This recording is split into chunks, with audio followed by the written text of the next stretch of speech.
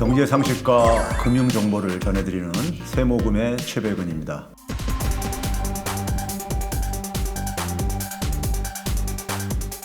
미중 무역 1차 협상이 타결돼가지고 그나마 하나 불확실성이 해소되는가 했더니만은 바로 뒤이어서 이런 불확실성이 터지고 있잖아요. 불확실성이 굉장히 일상화된 시대에 접어들었어요.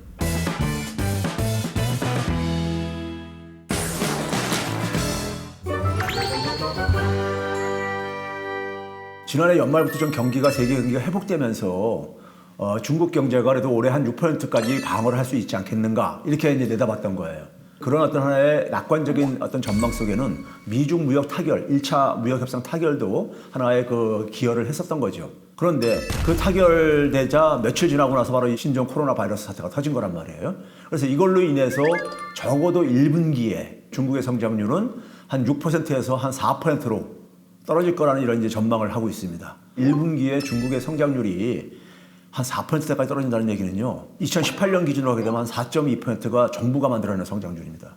거기다가 중국의 성장률은 좀 그러니까 과대평가가 된 것을 우리가 얘기를 합니다. 그게 한 1.7% 정도로 얘기를 합니다. 그럼 민간 부분은 그러니까는 마이너스 상황으로 진입한다는 얘기인 겁니다.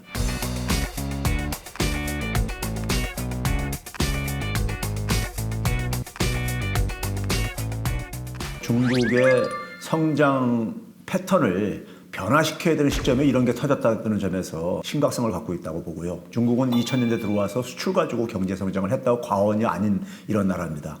그런데 수출이 그러니까 상당히 증가율이 떨어지면서 수출보다는 내수, 특히 내수 중에서도 서비스 부분을 좀 이제 개선을 추구를 하고 있는 상황입니다. 그런데 신종 코로나 바이러스가 내수의 직격탄을, 특히 서비스 부분의 직격탄을 날리고 있는 겁니다. 소비뿐만 아니라 생산도 그러니까 위축되면서 에너지와 원자재 시장의 위축으로 바로 연결될 수밖에 없습니다. 올해 세계 경제 성장률을 들여다보게 되면요. 신흥국 성장에 굉장히 기대를 하고 있었어요.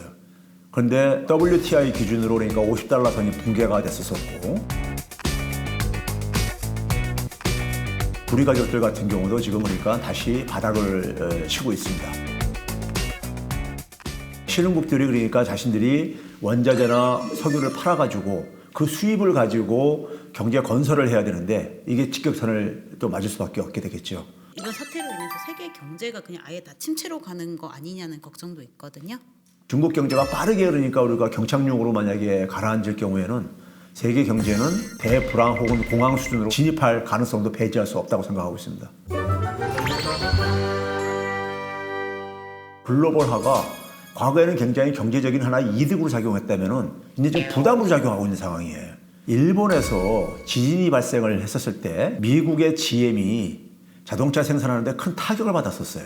일본에서 자동차 부품을 수입을 해다가 미국 GM이 그러니까 자동차를 생산을 했었기 때문에요.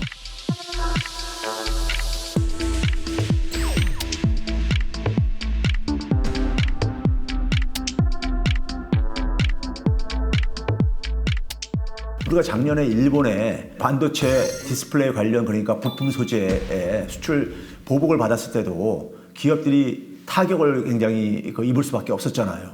그래서 글로벌 무대를 단위로 해가지고 기업 경영을 했던 방식에 이 근본적인 그러니까 지금 질문을 던지고 있는 것입니다. 그래서 미국의 재무부 장관이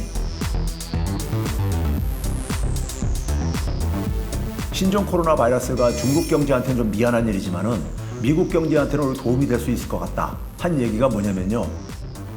미국 기업들이 그러니까 중국에서 철수를 해가지고 미국에 그러니까는 생산망을 구축할 가능성이 높아지는 방향으로 작용할 상황이기 때문에 그런 표현을 한 것입니다. 결국은 그러니까 이 불확실성이 커지는 것에서 비롯된 비용이 너무 커진다고 생각하면은 국내로 그러니까는 리쇼어링을 하죠.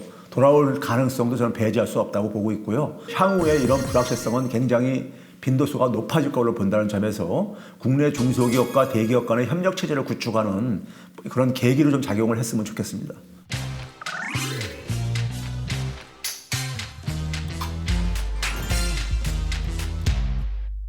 신종 코로나 바이러스가 하나의 새로운 변수로 지금 등장했기 때문에 경기 부양 차원 속에서 이제 금리 인하 얘기가 자연스럽게 나오고 있는데요. 저는 금리를 인하한다고 해가지고요.